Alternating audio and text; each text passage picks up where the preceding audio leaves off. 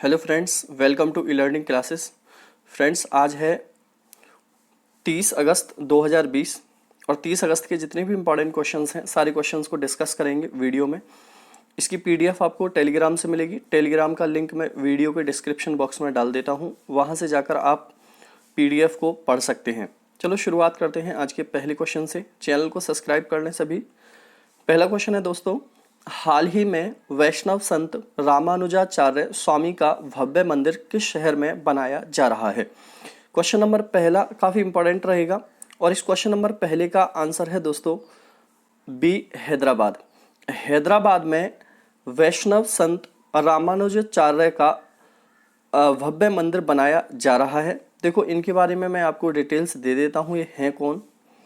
देखो, ये इस तरीके से कुछ मैंने मूर्ति यहाँ पर दिखाई हुई है। ये मंदिर की जो कंस्ट्रक्शन का काम है वो देखो, इसमें लिखा हुआ है 1000 करोड़ की लागत से बन रहा रामानुजाचार्य का मंदिर। 120 किलो सोने की मूर्ति होगी स्थापित। 216 फीट ऊंची प्रतिमा गिनीज बुक में दर्ज। देखोगे यहाँ पर आगे भी लिखा हुआ है, इसमें भारत में पहली बार समानता की बात करने वाली। देखो, ये काफ़ी इंपॉर्टेंट रहेगा कि भारत में सबसे पहली बार समानता की बात किसके द्वारा की गई थी? वैष्णव संत रामानुजाचार्य स्वामी के जन्म को 1000 साल पूरे हो चुके हैं। हैदराबाद में रामानुजाचार्य का एक भव्य मंदिर बनाया जा रहा है। मंदिर की कुल लागत 1000 करोड़ से ज़्यादा है। मंदिर की खासियत यह है कि यहाँ रामानुजाचार्य की 2 मूर्तियाँ होंगी और दोनों ही खास होंगी। तो काफ़ी इंपॉर्टेंट है, याद रखोगे सभी क्वेश्चंस भी। और इसकी ऊंचाई कितनी है, कितना पैसा लग रहा है, सारे क्वेश्चंस पेपर में आते हैं। क्वेश्चन नंबर देखोगे, इसमें देखो आगे भी कुछ लिखा हुआ है। पहली मूर्ति अष्ट धातु की 216 फीट ऊंची है जो स्थापित की जा चुकी है। इसे स्टैच्यू ऑफ इक्वलिटी नाम दिया गया है। दूसरी प्रतिमा मंदिर के गर्भगृह में रखी जाएगी जो 120 किलो सोने से बनी होगी। हैदराबाद से करीब 40 किलोमीटर दूर रामनगर में बन रहे इस मंदिर की कई खूबियां हैं। तो ये काफ़ी इम्पॉर्टेंट है दोस्तों, याद रखोगे। क्वेश्चन नंबर 2 है, हाल ही में किस योजना ने अपने 6 वर्ष पूरे किए हैं? कौन सी योजना है जिसने अपने 6 वर्ष पूरे कर लिए हैं? आंसर होगा इसका सी, प्रधानमंत्री जनधन योजना।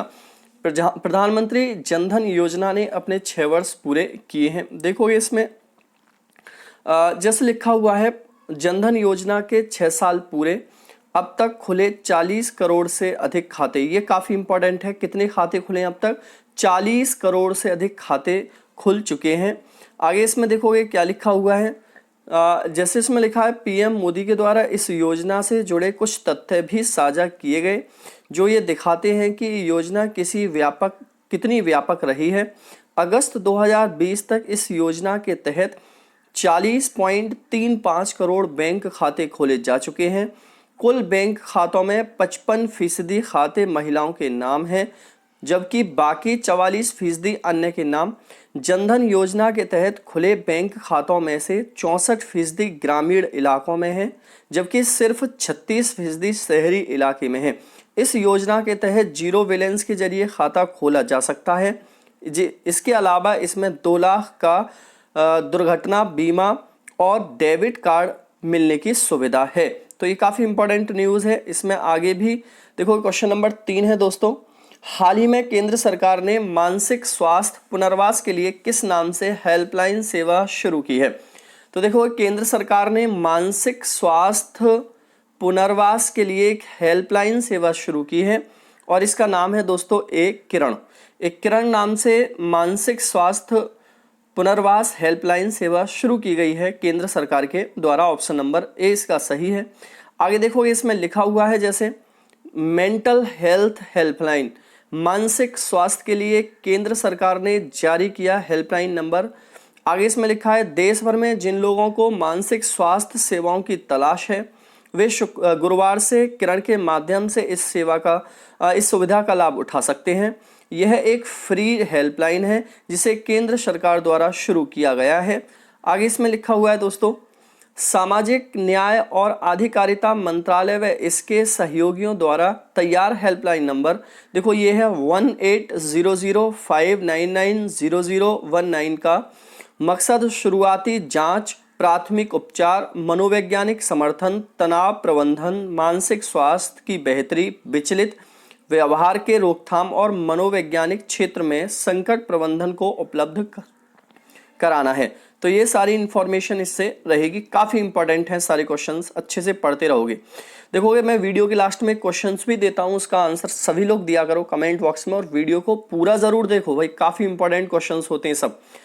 क्वेश्चन नंबर 4 है दोस्तों, 29 अगस्त को पूरे विश्व में किसके खिलाफ अंतर्राष्ट्रीय दिवस मनाया जाता है?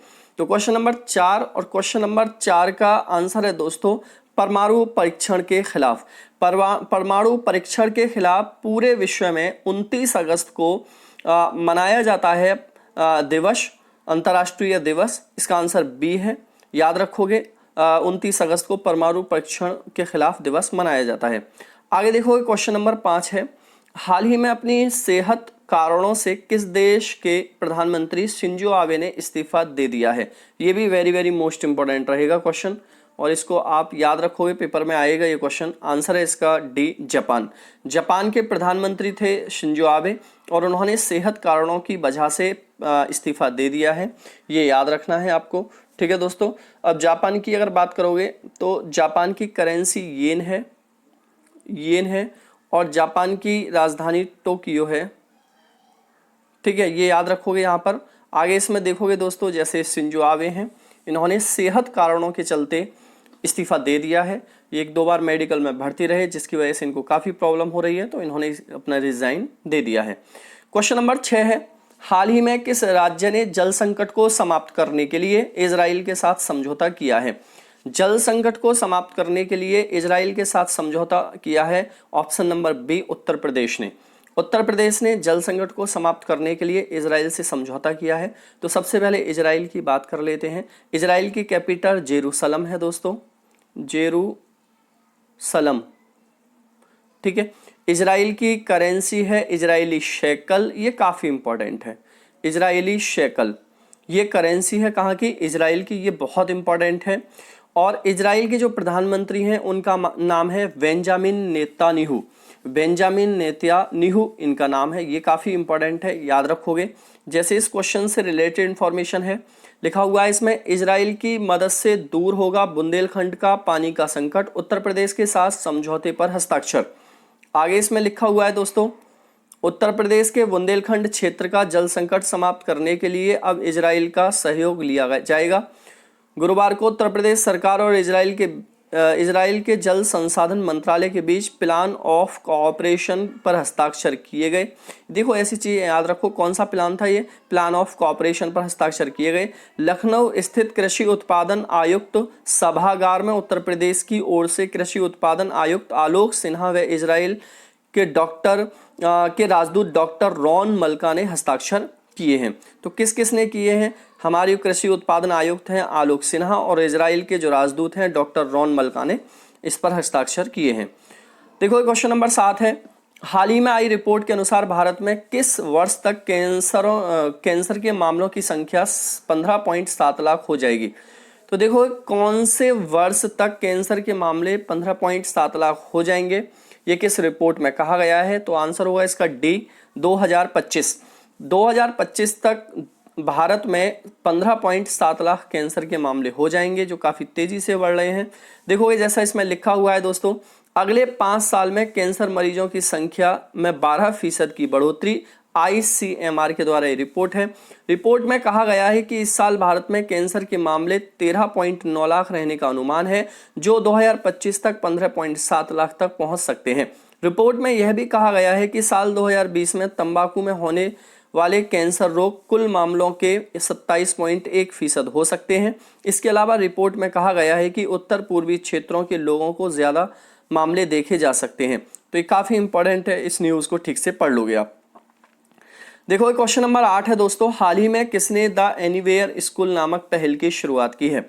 तो देखोगे द एनीवेयर स्कूल नामक पहल की शुरुआत की है, वो की है गूगल ने। ऑप्शन नंबर डी है इसका। गूगल ने द एनीवेयर स्कूल नामक पहल की शुरुआत की है दोस्तों। बात गूगल की है यहाँ पर। गूगल की स्थापना दोस्तों हुई थी 1998 में शुरू हुई थी। गूगल के जो संस्थापक हैं उनका नाम है लैरी पेज। लैरी पेज इनके संस्थापक का नाम है। और जो सीईओ हैं प्रेजेंट में उनका नाम है सुंदर पिचाई। सुंदर पिचाई जो भारत के हैं। ठीक है, तो ये गूगल से रिलेटेड इंफॉर्मेशन है। बाकी देखोगे क्वेश्चन नंबर नेक्स्ट है दोस्तों, 9वां क्वेश्चन है, हाल ही में डोमिनिक गणराज्य के राष्ट्रपति के रूप में किसने शपथ ली है? तो डोमिनिक गणराज्य के राष्ट्रपति के रूप में जो शपथ ली है वो ली है option number B, Luis Rodolfo Abinader. Luis Rodolfo Abinader ने डोमिनिक गणराज्य के राष्ट्रपति के रूप में शपथ ली है। देखो, डोमिनिक गणराज्य जो है ये नॉर्थ अमेरिका की कंट्री है, इसको बस इतना आप याद रख लो। और यहाँ के जो राष्ट्रपति बने हैं वो लुइस डोल्फो अबिनेदर बने हैं। मैं इनकी एक पिक दिखा देता हूँ आपको। ये हैं लुइस रुडोल्फो जो बने हैं डोमिनिक गणराज्य के राष्ट्रपति। तो याद रखना इस क्वेश्चन के बारे में। क्वेश्चन नंबर 10 है दोस्तों, हाल ही में केंद्रीय मंत्रिमंडल ने किस हवाई अड्डे को अडानी एंटरप्राइजेस ग्रुप को 50 साल तक पट्टे पर देने की मंजूरी दी है? तो ये काफी इंपॉर्टेंट है। जैसे आप लोग हाल सुनते ही रहते हो कि प्राइवेटाइजेशन होता ही जा रहा है धीरे धीरे, तो उसी क्रम में देखोगे कौन से हवाई अड्डे को अडानी एंटरप्राइजेस को 50 साल तक पट्टे पर देने की मंजूरी दे दी है।